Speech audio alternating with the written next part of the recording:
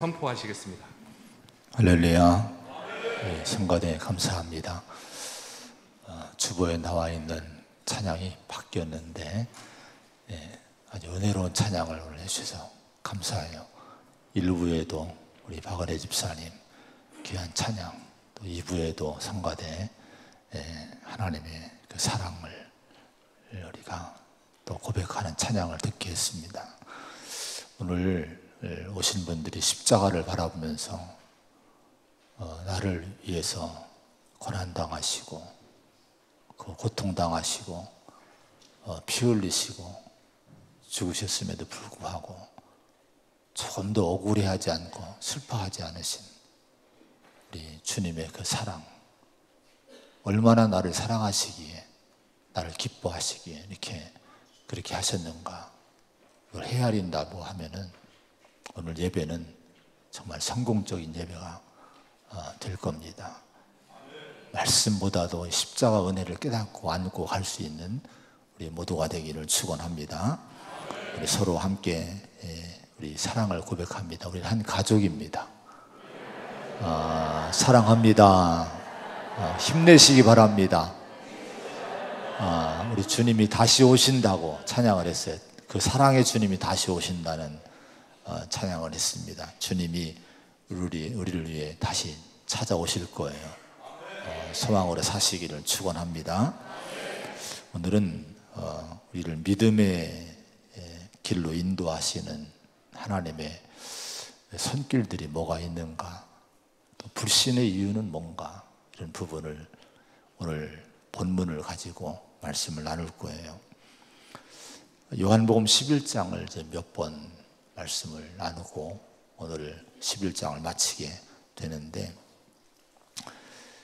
우리를 믿음으로 이끄시는 길은 여러 가지입니다. 다양합니다. 사람마다, 환경마다 이게 다양한데, 오늘은 이 두 가지, 우리를 믿음으로 인도하신 하나님의 통로가 많이 있어요. 그 중에 두 가지를 나누고 불신의 이유는 뭔지를 나누게 될 터인데, 먼저는 이제 하나님이 우리를 믿음으로 인도하시는, 이끄시는 길은 표적이라고 하는 거예요. 표적을 통해서 우리를 믿음으로 인도하십니다. 45절의 말씀 한번 같이 보겠습니다. 45절 시작.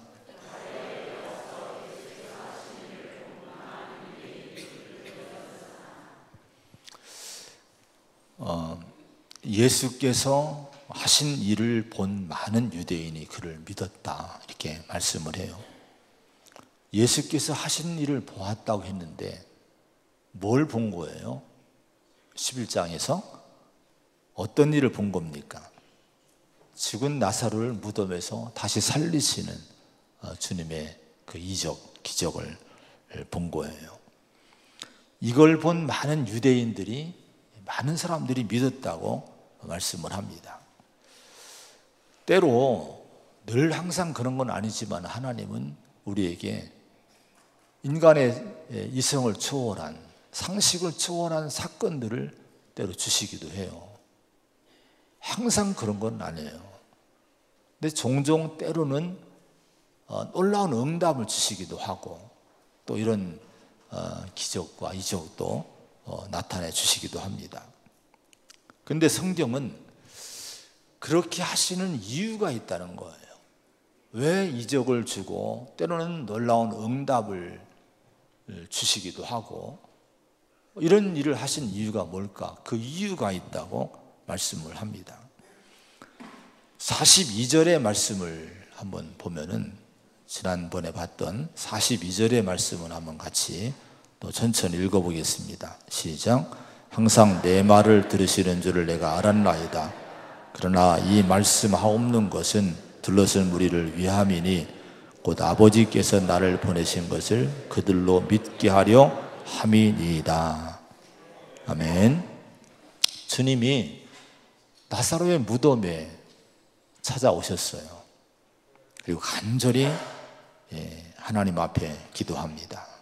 아버지여, 내 말을 들으신 것을 감사합니다. 하면서 기도를 드립니다. 그리고 그런 다음에 무덤 속을 향해서 나사로야 나오너라 부르신 거예요.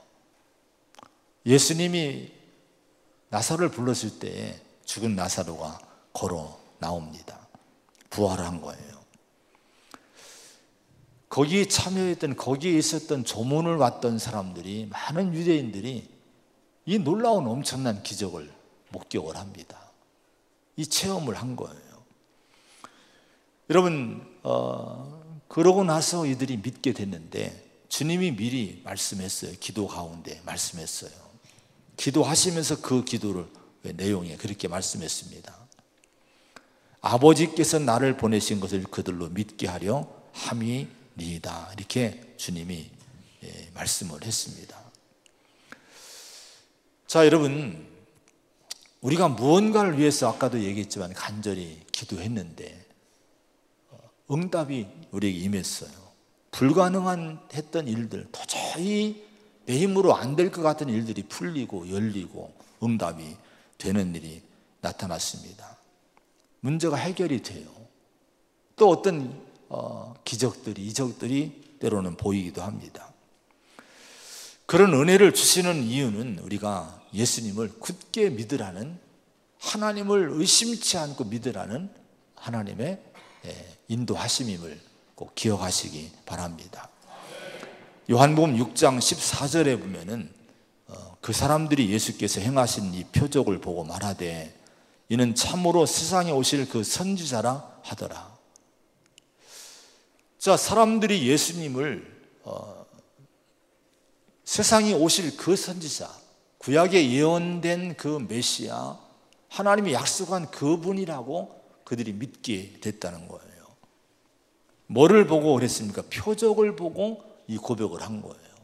그 표적은 어떤 표적입니까? 오병이어의 기적입니다.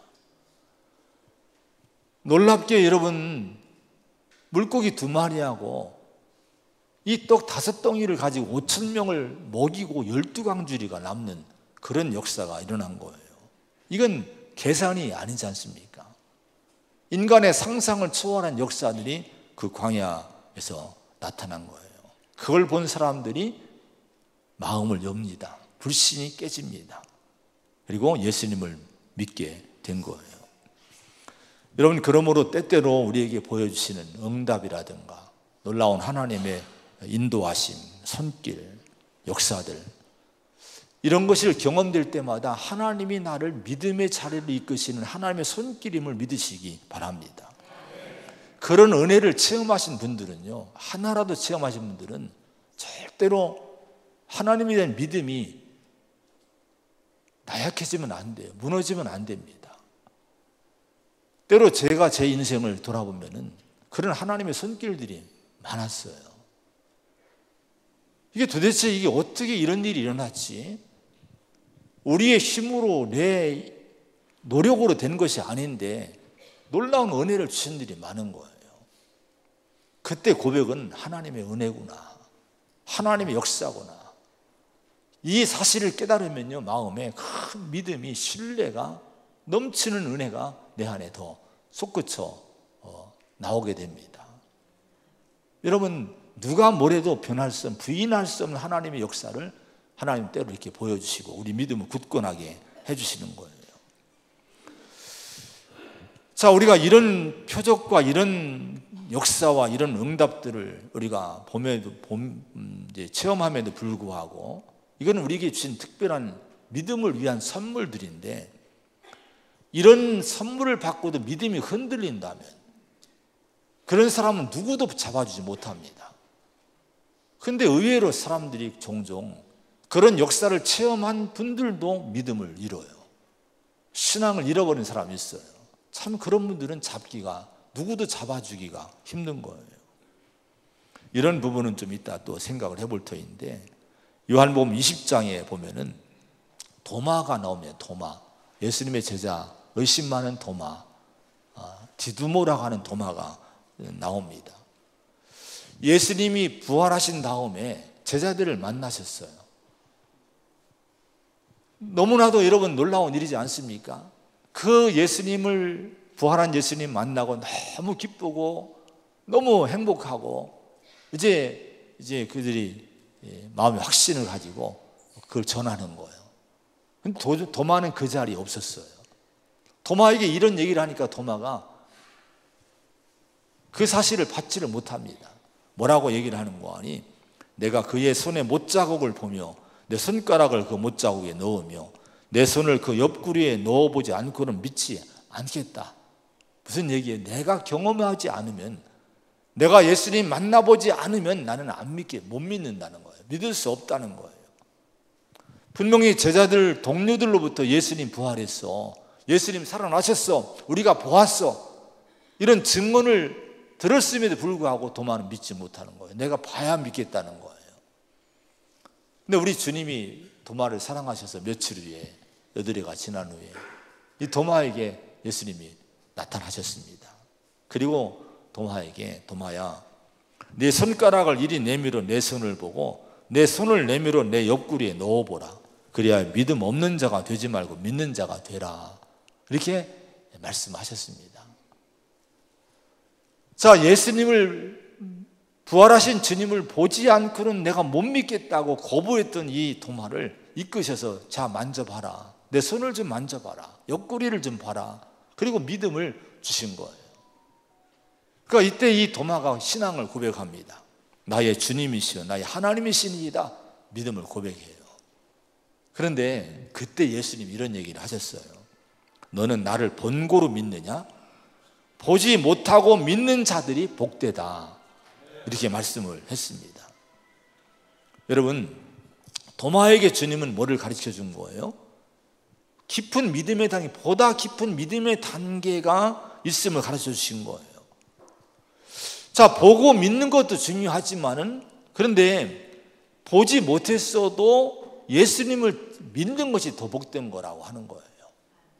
오늘 우리가 보고 믿는 신앙에 머물지 마시고 꼭 뭘 체험하고 뭘 경험하고 꼭 응답을 꼭 받아야만 내가 예수님을 믿습니까? 하나님의 사랑을 믿고 여러분 내 구원을 믿을 수 있습니까? 여러분, 이걸 보지 못해 경험하지 못했어도 하나님 말씀 보고, 십자가의 복음, 주님의 말씀, 또 우리가 십자가를 바라볼 때 이 자체를 가지고 우리가 우리 믿음의 확신을 갖고 의심치 않은 믿음의 자리에 우리가 서야 될 줄로 믿습니다. 우리가 십자가를 보세요. 이 자체가 우리를 향한 주님의 사랑이지 않습니까? 응답을 꼭 오늘 내가 보이는 내 현실의 어떤 걸 채워줘야 하나님의 사랑을 내가 확인할 수 있습니까?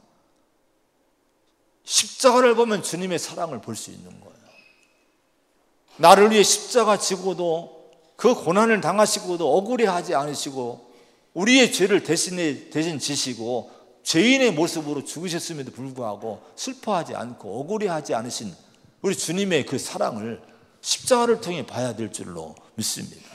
이런 성도가 참으로 복된 성도, 행복한 성도, 성숙한 성도가 되는 줄로 믿습니다. 그런데 인간의 굳은 마음은 참 그렇게 되지를 잘 않나요? 진리를 듣고 그냥 믿는 것이 참 어렵습니다. 그래서 종종 성도들로부터, 아니면 전도할 때나 성도들로부터 참 믿음을 갖기가 힘들다, 안 믿어진다, 이런 고백들을 종종 듣게 되고, 그리고 믿음에 방황하는 분들을 종종 보게 됩니다. 요한복음 14장에 보면 빌립이 나와요. 제자 빌립이 이제 예수님에게 이런 부탁을 해요. 주님, 아버지 좀 보여주세요. 하나님 좀 보여주세요. 그러면 족하겠나이다. 그러니까 이렇게 하나님을 보고 싶은 마음이, 눈으로 확인하고 싶은 마음이 있는 거예요. 근데 예수님이 뭐라고 합니까? 빌립아, 내가 이렇게 오랫동안 너희와 함께 있을 때 네가 나를 알지 못하느냐? 나를 본 자는 아버지를 보았거늘 어찌하여 아버지를 보이라 하느냐? 이렇게 주님이 말씀을 했습니다. 여러분, 예수님 안에 하나님이 다 증거되고 있는 거예요.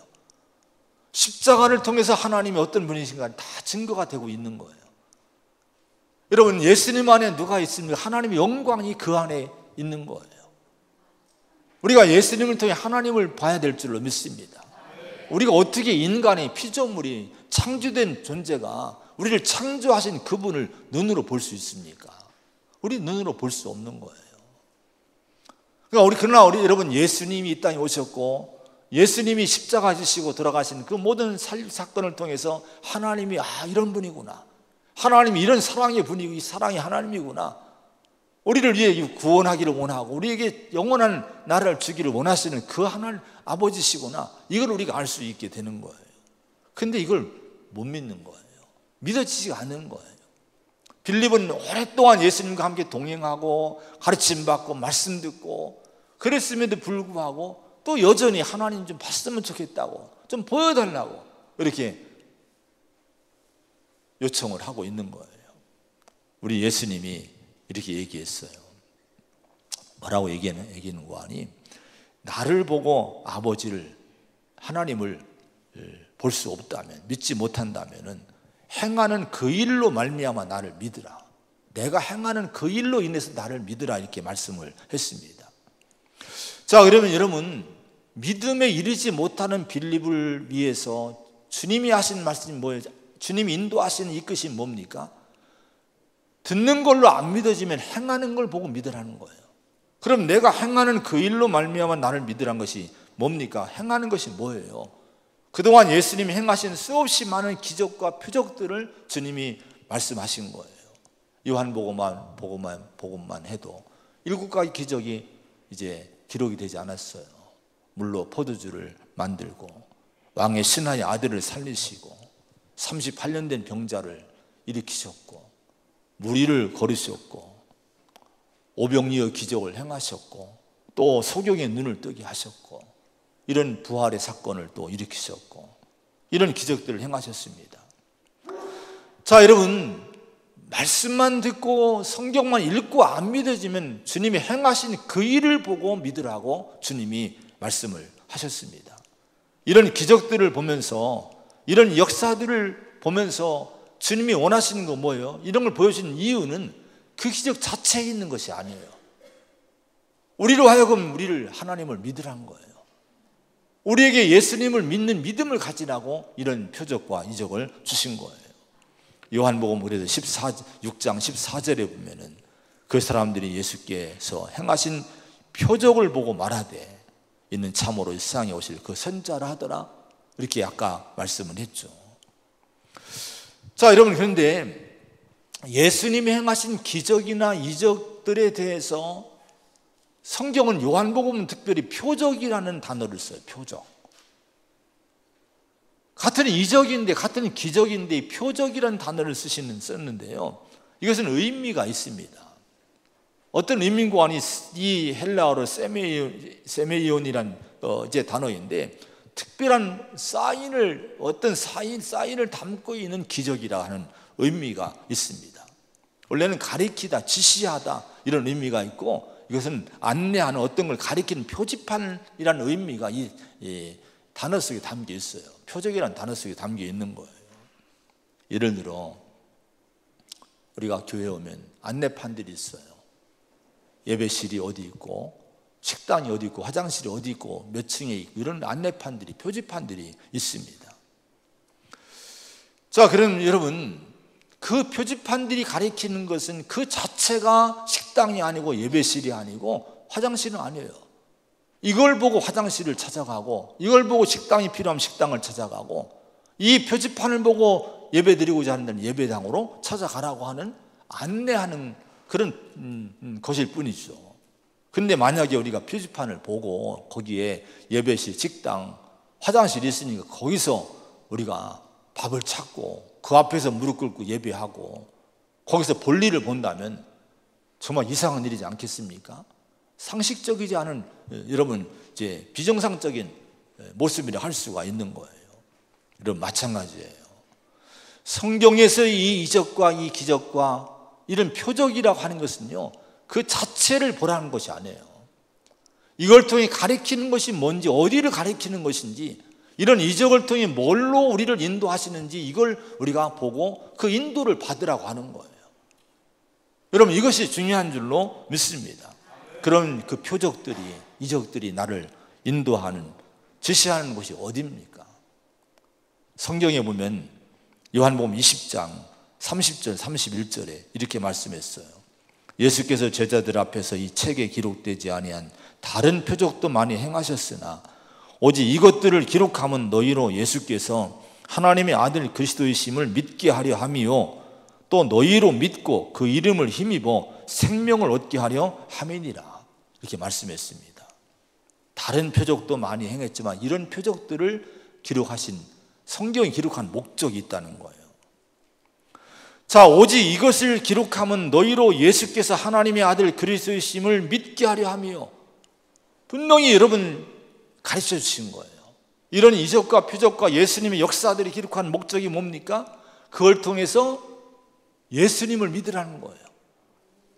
하나님이 보내신 그리스도 유일한 기름 부으신 구원자신 예수님을 믿으라고 하는 거예요.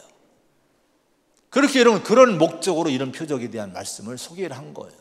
그리고 예수님 믿는 걸로, 예수님을 바라보는 것을, 예수를 그리스도로 믿는 걸로 그치는 것이 아니라 그를 통해서 그 이름을 힘입어서 우리가 뭘 얻게 하려 함이라? 생명 얻게 하기 위해서 그랬다는 거예요. 영생을 누리게 하기 위해서 그랬다 하는 거예요.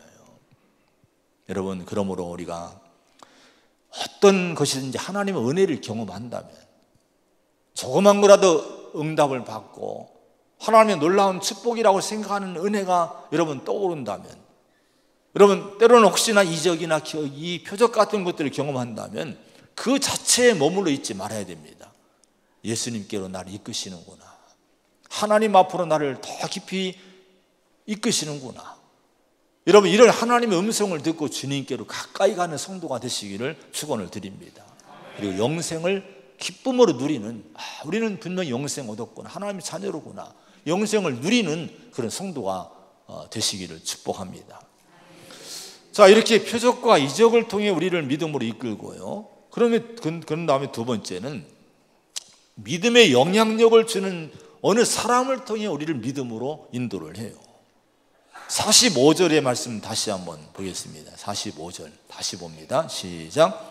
마리아에게 와서 예수께서 하신 일을 본 많은 유대인이 그를 믿었으나, 여기 누구에게 와서? 마리아에게 와서 이렇게 얘기를 해요. 다른 성경 번역들을 보면은 마리아에게 왔다가, 마리아를 찾아왔다가 이렇게 번역을 했습니다. 근데 이것이 좀 이상한 기록이에요, 실은요. 좀 눈여겨보면 좀 이상한 기록이라 할 수 있어요. 자, 왜 사도 요한은 이 요한복음을 기록할 때 나사로에게 왔다가 아니면 마리아의 언니인 마르다에게 왔다가 라고 기록하지 않고 구태여 마리아에게 와서라는 이런 말씀을 기록을 했을까? 마리아에게 왔다가 예수님의 이적을 체험하고 그걸 목격하고 예수님을 믿었다고 하는 거예요. 자, 여러분, 주석가들이 이 부분을 해석을 하기를, 왜 하필 나사로가 아니고 마르다가 아니고 마리아를 이름을 거론했을까? 아마도 이 마리아의 믿음이나 태도나 그 영향력이 그 당시에는 그의 언니 마르다보다도 또 그 오라버니 나사로보다도 더 컸기 때문일 것이다, 이렇게 해석을 했습니다. 저는 이 말씀에서 우리가 누군가에게 믿음의 영향력을 더 많이 끼치고 산다는 것이 얼마나 소중한가를 여러분 마음에 깨닫게 됐어요. 많은 유대인들이 예수님을 믿은 것은 예수님이 행하신 기적과 역사로 말미암은 것이 분명하지만은, 그런 예수님에게 사람들이 오도록 영향력을 끼친 마리아의 역할이 소중했다 하는 거예요. 예수님이 아무리 소중하지만 그분에게 인도하는 전도자가 없으면 어떡합니까? 누군가 이끄는 사람이 있어야만 예수님을 찾아오지 않겠습니까? 그래서 우리가 마리아 같은 영향력이 있는 역할을 하는 성도가 반드시 있어야 되는데, 여러분, 우리가 그런 성도가 되기를 사모하자고 하는 거예요. 나 때문에 사람들이 예수 믿는, 나 때문에 사람들이 불신자들이 주님께 오고 교회 나오고 그런 영향력을 끼칠 수 있는 사람이 되기를 오늘 여러분 사모하시고 그런 기도를 하시기를 바랍니다. 자, 이 마리아를 통해서 예수님을 사람들이 많이 찾고 만나고 믿음을 갖게 됐는데 왜 그랬을까? 어떻게 왜 유독 마리아를 통해 이랬을까? 그것은 마리아가 갖고 있던 태도와 인품, 성품, 좋은 성품 때문이었을 것이라고 이제 판단이 돼요. 그 전에 이 말씀 20절의 말씀 한번 읽어보면 20절의 말씀 20절입니다. 시작.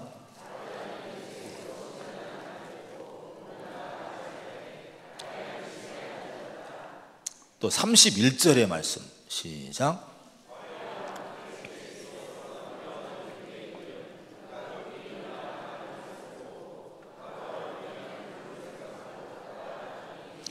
자, 마르다에 대한 말씀, 마리아에 대한 말씀이에요. 두 절이. 예수님이 베다니에 오셨어요. 나사로가 죽은 다음에. 그 소식을 듣고 마르다가 마중을 나가요. 그리고 또 마리아도 또 나갑니다. 근데 이 두 절에서 발견되는 것이 하나 있어요. 차이가 하나 있습니다. 자, 시간을 차이에 두고 먼저 마르다가 예수님을 오셨다는 소식 듣고 막 뛰어나갔는데, 근데 웬일이지 이 마르다가 갈 때 사람들이 같이 동행을 하지 않습니다. 근데 여러분 보세요. 30절에 31절에 보면요, 마리아가 예수님에게 나가는데 그것도 마리아가 와서 귓속말로 한 거예요. 마리아야, 예수님 주께서 너를 부르신다. 이 얘기를 듣고 마리아가 예수님께로 막 갑니다. 사람들에게 예수님이 너 부르시라고 큰 소리를 한 것이 아니에요. 조용히 귓속말로 했는데, 그래서 그걸 듣고 마리아가 가는데 사람들이 왠지 우르르 따라가는 거예요. 함께 동행을 하는 거예요.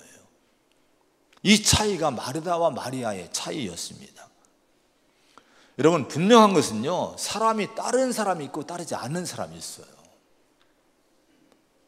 웬일인지 같이 교회 신앙생활하고 같은 교회에 있고 같은 직분자요, 같은 일꾼들인데 누구는 사람이 막 따르고 누구는 사람이 안 따라요. 물론 여러분, 이것이 그 사람을 평가하는 절대적인 잣대일 수는 없어요.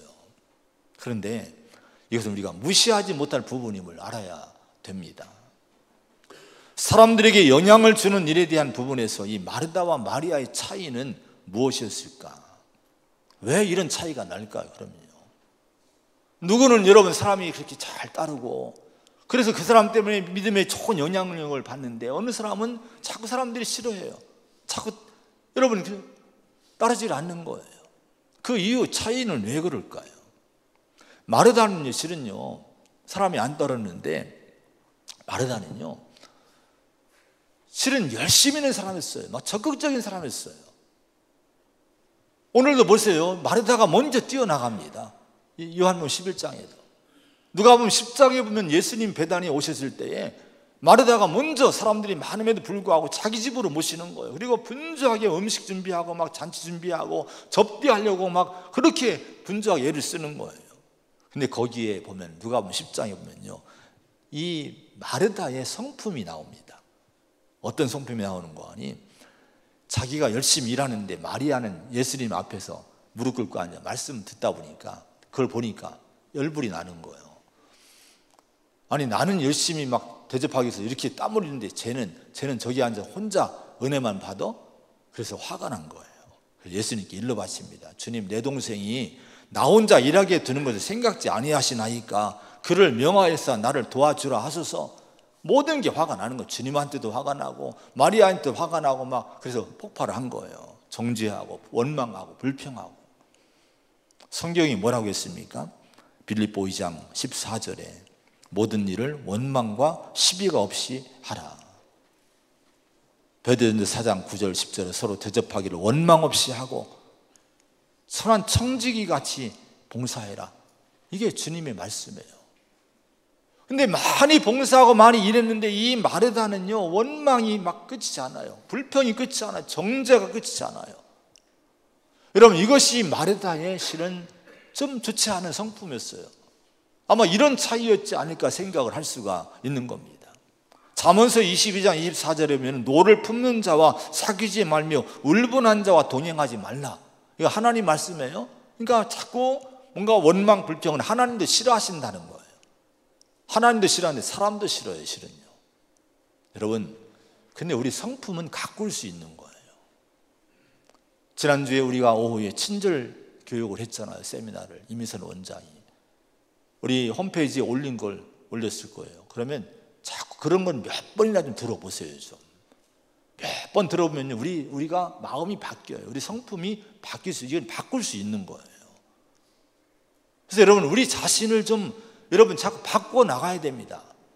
좋은 모습으로 우리의 인품과 성품과 인격과 이런 것을 갖고 나고 다듬어 가는 성도가 돼야 됩니다. 마리아는 태도가 아름다운 사람이었어요. 32절의 말씀 보면 32절 시작. 마리아가 예수 계신 곳에 가서 배웠고 그 발 앞에 엎드려 이르되 주께서 여기 계셨더라면 내 오라버니가 죽지 아니하였겠나이다 하더라. 그 발 앞에 엎드려 예수님 찾아가서 엎드렸어요. 아주 쓰러지듯이 그분 앞에 엎드린 것을 묘사할 때 엎드렸다. 물론 슬픔 때문에 막 그랬을 수도 있겠지만은 이 자세는요, 마리아의 평소의 성품과 이 태도를 가리키고 있는 거예요. 이런 마르다가 아까 말씀한 대로 누가복음에서 그렇게 마리아에 대해서 정죄하고 원망 불평하고 여러분 그랬을 때에 마리아는요, 여기에 감정적으로 대응하지 않습니다. 화를 내지 않습니다. 아마 무시하는 건 아니지만 우리 아마 여러분 생각해 보세요. 만약에 누군가가 신앙생활 같이 하는데 마르다처럼 이제 우리에게 그렇게 얘기한다 하세요. 너는 쟤는 일도 안 하고 나만 일하고 저 사람 저 권사는 저 집사는 뭐 하는 거야? 막 앉아만 있는 거야? 막 만약 이런 소리가 들렸다고 해보세요. 어떻게 했을까? 여러분 나에 대해서 누군가 나를 막 씹고 막 뒷담화하고 막 그랬다면 정죄했다면 여러분 솔직하게 여러분 마음을 어떻게 했을까요? 무슨 상관이요? 내 믿음 내가 좋은 대로 하는데 왜 가만히 있는 사람 시비를 거니? 의인 났네, 의인 났어 하면서 막 아마 같이 싸우고 막 그러지 않겠습니까? 여러분 근데 마리아는 한마디도 대응하지 않는 거예요. 이것이 마리아의 좋은 성품. 그래서 사람들이 참 많이 따르고 하는 거예요. 바라기는 정말 우리가 믿음의 통로가 돼야 되지 않겠습니까? 그래서 우리가 좋은 성품을 가꾸어야 돼요. 좋은 태도를 가꾸시기 바랍니다. 다 그렇게 될 수 있는 거예요. 주님을 바라보시고 주님을 생각하시고 주님 마음을 품으면요, 우리 마음이 자꾸 변합니다. 이런 성도로 주님께 쓰임받기를 축원을 드립니다. 자, 우리 안에 불신들이 있는데 불신의 이유를 찾아내야 돼요. 46절의 말씀 한번 보겠습니다. 46절 시작. 그 중에 어떤 자는 바리새인들에게 가서 예수께서 하신 일을 알리니라. 아니 어떤 사람들은 예수님이 하신 일을 보고 믿었는데 어떤 사람들은 바리새인에게 가서 이걸 일러 바치는 거예요. 아니 예수가 막 사람을 살리더라고. 그걸 믿음으로 받지 않고 고자질하는 거예요. 이거 큰일 났다고. 이게 큰일 났다고. 여러분 같은 은혜를 받아 은혜의 현장에 있었는데 어느 사람은 믿음에 이르렀고 어느 사람은 믿음에 이르지를 못합니다. 여러분 또 47절에 보면은 공회를 모아요. 공회를 소집을 합니다. 공회는 예루살렘 일대에 로마가 자치권을 허용했어요. 총독도 있지만 또 유대인들이 자치권을 허용해서 이걸 행정적인 기구가 자치기구가 공회인 거예요. 아주 이 사두개인과 바리새인들이 이제 그들이 주축인데 이런 공회를 만들어서 나라를 운영하는 거예요. 근데 이들이 여러분 같이 모여서 이 공회를 소집하고요, 이제 상의를 하게 되는 거예요. 그런데 무슨 상의 합니까? 48절의 말씀 보겠습니다. 48절 시작. 만일 그를 이대로 두면 모든 사람이 그를 믿을 것이요 그리로 로마인들이 와서 우리 땅과 민족을 빼앗아 가리라 하니, 예수님이 한 사람을 살리신 그 역사에 감동받는 것이 아니라 걱정을 하는, 염려를 먼저 하는 거예요. 야, 많은 사람이 저 예수를 믿을 거고, 그러면 예수를 많은 사람이 따를 거고, 그러면 이제 많은 사람이 막 소요를 일으키고 나면은 로마인들이 또 와서 저 시리아 쪽에 있는 로마인들이 군단이 몰려와서 이 나라를 초토화시키고 우리를 어렵게 할 터인데 이 걱정을 먼저 하는 거예요. 그리고 그들이 결론을 내립니다. 50절 말씀 시작.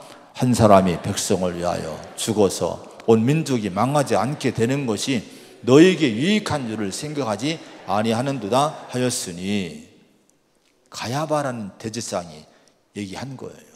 아주 묘안을 하나 이제 제안을 합니다. 한 사람을 죽여서 죽으면 민족이 망하지 않게 된다, 이 얘기를 한 거예요. 자, 가야바는 여러분 믿음으로 한 얘기는 아닌데요, 이것이 하나님은 이걸 하나님의 예언, 예수님에 대한 예언으로 사용합니다. 이 얘기대로 예수님이 한 사람 죽음으로 온 민족, 온 세상을 구원하는 문이 열리게 된 거예요. 근데 가야바는 그런 의식 없이 이 얘기를 한 거예요. 이 얘기는 뭡니까? 한 사람 죽이고 우리 살자는 거예요. 예수 죽이고 우리가 살자는 거예요.